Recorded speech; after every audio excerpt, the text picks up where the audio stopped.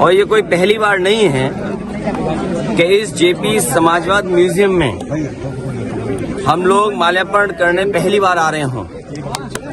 लेकिन पता नहीं सरकार टीन की शेड लगा करके, टीनें लगा करके, दरवाजा बंद कर करके, ताला लगा करके पता नहीं क्या बताना चाहती थी।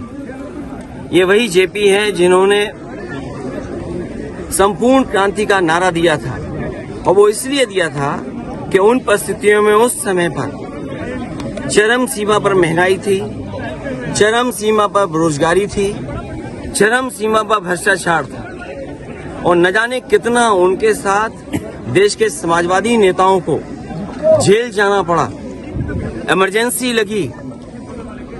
और जिस समय वो पीजीआई अस्पताल में थे, उस समय जो उन्होंने जेल डायरी लिखी, उसमें लिखा कि मैं कैसे सोच सकता हूं एक लोकतांत्रिक देश में इमरजेंसी लग जाएगी।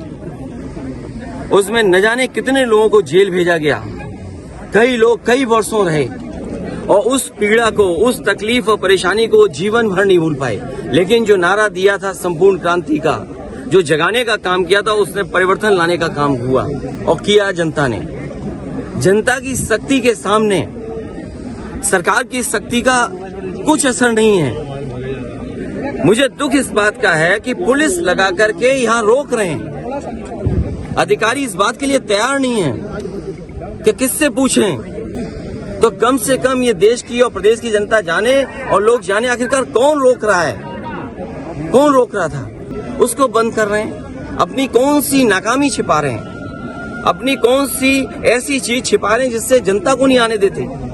न केवल ये म्यूजियम जो पीछे बड़ी इमारत है, बड़ी बिल्डिंग है, जो कभी नेताजी ने, जॉर्ज फर्नांडिस ने और उस समय के समाजवादी लोगों ने इसका शिलान्यास किया था। एक सरकार आई जिसने काम नहीं होने दिया। और मुझे लगता है कि देश की जनता को एक बार फिर इस सरकार की ताकत के खिलाफ लड़ना होगा, और बिना जनता की शक्ति के लोकतंत्र, समाजवाद और सेक्युलरिज्म बचने वाला नहीं।